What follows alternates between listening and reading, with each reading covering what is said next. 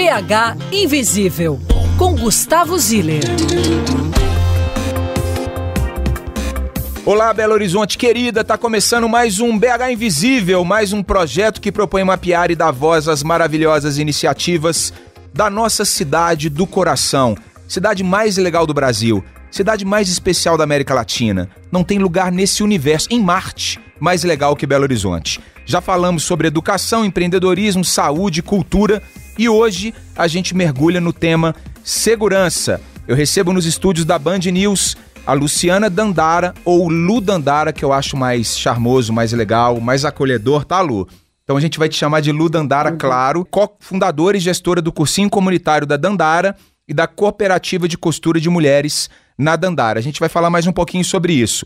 Recebo aqui também a Gabriela Gomes, que é doutoranda em Sociologia pela Universidade Federal de Minas Gerais, mestre em Sociologia pela UFMG também e possui graduação em Ciências Sociais também pela UFMG. E o Maurilo Andrés, que é publicitário, consultor, escritor, tem mais de 25 anos de experiência e uma longa carreira como redator e diretor de criação no mercado publicitário. Mas o interessante é que Maurilo é escritor, tem mais de 10 livros lançados e um deles muito especial sobre cibersegurança. O tema de hoje é segurança, então eu já jogo para vocês três duas perguntas. A primeira é se eu apresentei vocês de uma forma, o famoso tweet de 140 caracteres legal. E a segunda é se vocês, como cidadão de Belo Horizonte, se vocês se sentem seguros na nossa cidade. Quando vocês saem de casa, vão trabalhar, vai para o UFMG, vai para o conselho da Dandara, vai para uma reunião na prefeitura, ou tira o carro e vai na Band para fazer uma entrevista, é um trajeto que te deixa seguro? Posso começar com a Lu Dandara? Lu, te apresentei de forma correta aqui, você queria acrescentar mais alguma coisa? Sou cofundadora e gestora do cursinho Dandara, de uma cooperativa de costura de mulheres também na Dandara, mas tem um projeto muito bacana, assim, que é meio que Menina dos Olhos, que é a Aura da Luta, é um projeto que acolhe e acompanha mulheres que passaram ou que estão passando por algum momento de violência, sofrendo algum tipo de violência. Né? Sou estudante de pedagogia também. Agora a gente completou, agora a ficha tá bonita, agora né? Tá completa. Lu Dandara, você se sente segura em Belo Horizonte? Se sente segura no seu bairro? Agora vai virar bairro, né? Então, a gente está falando de uma mulher, né, dentro de uma cidade, e aí a gente está falando também de uma mulher preta vinda de ocupação. Então, assim, eu acho que é meio que impossível eu me sentir segura nas ruas de Belo Horizonte, pelas minhas características, né, e pela cidade mesmo, assim, que não me demonstra nada, assim, que me mantenha segura, sabe? Não tem nada que me passe a sensação de segurança. Você consegue discernir entre a cidade que não te projeta segurança e a população? Você acha que o cidadão de Belo Horizonte é acolhedor? Ele sim te dá uma certa segurança a recorrer quando necessário ou não? Ou tá tudo embolado? Para mim, a segurança ela tá muito ligada a uma sensação. Então, se eu ando por ruas que são desertas, que não tem uma iluminação boa, né, onde um trânsito também que é muito caótico, então isso faz as pessoas ficarem mais nervosas, eu acho que acaba que difunde, assim, pelo dia a dia das pessoas, não que os belo-horizontinos sejam pessoas más, mas a dificuldade que é transitar por essa cidade também acaba tornando menos segura a cidade. Então, eu acho que se funde por isso, não por ser uma característica dos belo-horizontinos, mas por esse estresse do dia a dia, né, as grandes dificuldades também que eu percebo, assim, que as pessoas têm em acesso ao emprego, acesso à educação, acesso à saúde. Eu acho que isso faz com que a pessoa viva mais estressada e acaba se tornando uma pessoa um pouco mais violenta, sem tranquilidade. Interessante seu ponto de vista. A gente vai voltar nele um pouquinho mais tarde. Eu quero passar a bola para a Gabi, porque a Lu Dandara falou uma coisa interessante que eu queria saber se você percebe no seu estudo, na academia. Ela falou que violência é mais uma sensação na visão dela, né? Você acredita nisso, Gabi, que é mais uma sensação mesmo, ou você tem métricas para medir que uma cidade é mais violenta que a outra, além dos homicídios, obviamente? Na academia existem as duas coisas. Você consegue medir crimes que aconteceram de fato, que tem uma discussão de que essa medição ela é defasada, porque a gente mede muito mais os crimes que são registrados, e não é o total de crimes que ocorrem, que são registrados, né? E principalmente crimes contra a mulher, tipo agressão, estupro, e aí o registro fica muito mais furado, né? E tem também a sensação de segurança, que não é menos importante, só porque não é medido. O quanto você se sente seguro em transitar pelo seu bairro, pelas ruas da cidade, é uma medida importante de bem-estar da população. Então, tem as duas coisas, né? E uma não necessariamente tem a ver com a outra. Não é porque ocorre mais ou menos crimes que você vai se sentir mais ou menos seguro. A sensação de segurança tem muito mais a ver com pessoas que você conhece, já ter sido assaltadas, já terem sido violentadas na rua de alguma forma, né? Ter passado por situações que colocassem elas em risco e você fica sabendo dessas notícias. Outra coisa que também acredito que aumenta a sensação de insegurança, esses jornais que passam geralmente por volta de meio-dia, que passa crime atrás de crime. Então você tem a impressão que é só aquilo que acontece na cidade. Isso, a sua percepção sobre o crime fica muito ampliada, você vê só aquilo, assim. E tem, como a Lu falou, as ruas escuras, sem iluminação, as ruas muito desertas, principalmente para a mulher, que eu acho que a gente entra num outro tipo de violência, que a mulher, pelo fato de ser mulher, ela fica muito mais exposta.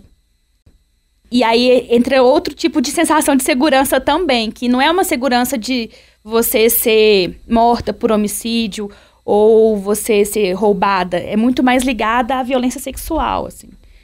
Então, a gente tem vários tipos de sensações de segurança ou de percepção da segurança da cidade, né? Ou de fato de que acontece nos lugares, assim. Mesmo com esse panorama que você acabou de dizer, você se sente segura na nossa cidade? Então, eu me orgulhava muito de me sentir segura na minha cidade. Eu adorava, eu amo Belo Horizonte. E fiquei até feliz com a introdução que você deu, porque eu também acho uma cidade incrível.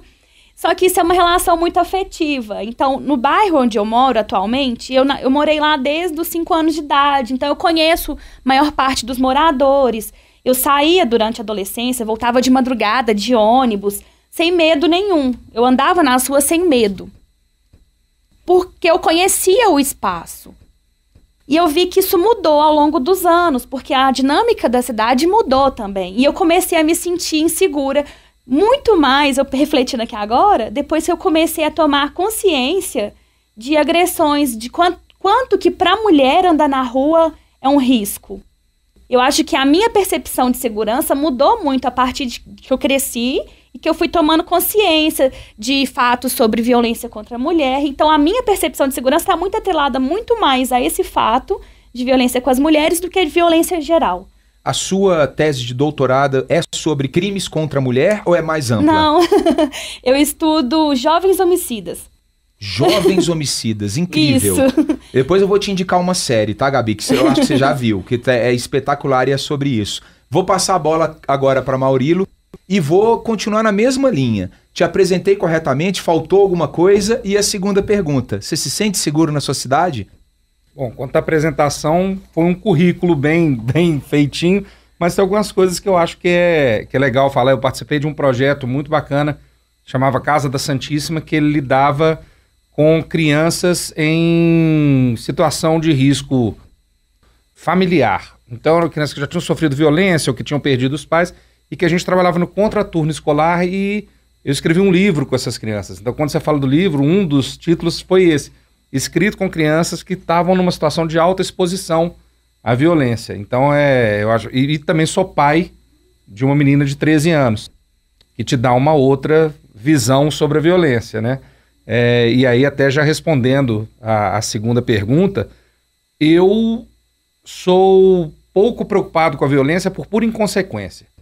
Eu saio e não olho a rua, eu ando e não me preocupo, talvez por...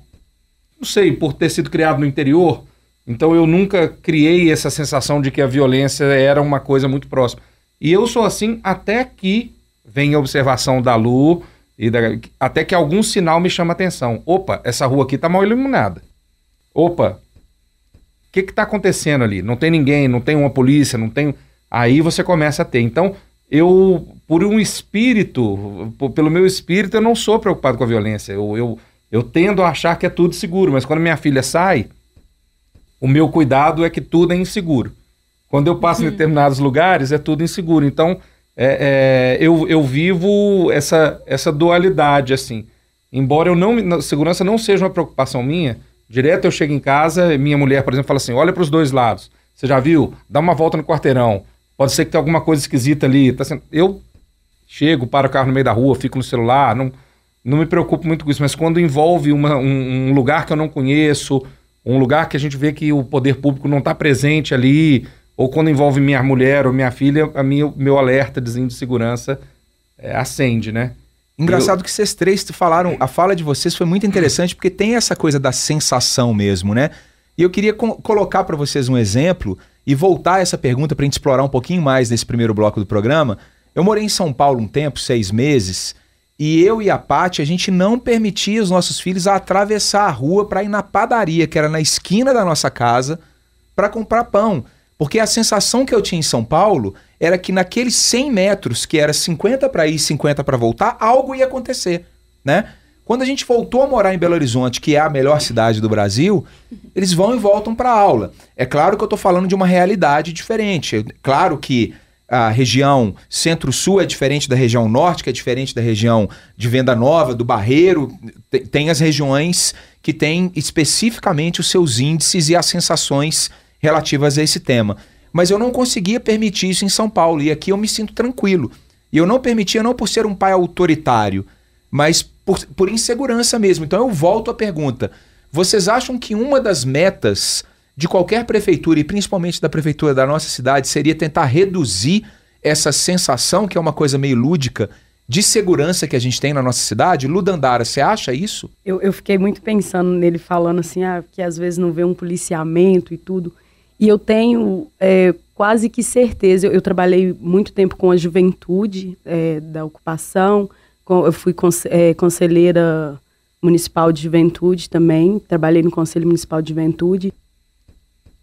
Eu consegui perceber no meio dos meninos que, na verdade, quando existe o policiamento, a sensação de insegurança é maior, né? Então, assim, eu tenho uma visão aí, não sei como que trata isso, porque para mim é bem o que resolveria, é que deveria se investir na prevenção, e aí investir na educação, investir na iluminação. Gente, iluminação é muito importante. Fazer com que as pessoas tenham prazer de sair na rua. Porque é igual a amiga falou, quando você sai numa rua que ela não tem movimento, eu morreria de medo de andar nessa avenida aqui, esse horário agora à noite, porque, gente, não tem ninguém ali, tá passando os carros, as pessoas do carro não vão me proteger de algum risco que eu venha sofrer, né? Agora, aí em contraponto tem o exemplo da comunidade Dandara. Tá, eu tô lá desde o início, sou conhecida por todo mundo, a gente não tem iluminação lá, mas a gente era um grupo que vive uma situação em comum, então isso acaba nos unindo, e que a iluminação não faz tanta diferença, né? Então, assim, para garantir que as pessoas tenham mais liberdade de transitar nas ruas, investir na iluminação, fazer as ruas mais atraentes, né? Pra gente se sentir mais à vontade, assim. Concordo com você, subscrevo. Vou te eleger prefeita ainda hoje, hein? Não foge dessa pergunta, não. Gabi, você concorda? A sensação é essa mesmo, né? De levar a população pra rua, né? A Lu falou uma coisa incrível que eu tava me segurando aqui, que eu tava doida pra comentar. Porque tem uma política de tentar tornar a sensação de segurança maior para a população, que são essas bases da polícia em alguns pontos. Tem na Savassi, já vi ali perto do Boulevard, polícia comunitária. E essa polícia funciona como sensação de segurança para a população que anda naquele lugar. Mas nem sempre a presença da polícia traz segurança. Eu acho que depende do contexto, assim. Você vê a polícia entrando numa favela, muito pelo contrário. Os moradores já ficam apreensivos, porque pode ser que role alguma coisa ali, uma situação de violência que esteja acontecendo. Então, pensar em políticas públicas para poder garantir essa sensação de segurança, visto que está ligado muito a uma coisa pessoal, né? Igual a Lu falou, que se sente muito mais segura na comunidade dela, eu me sinto mais segura no meu bairro, que tem a ver com coesão social, que a gente chama em sociologia. Quanto que essa população, quanto que essa comunidade é coesa.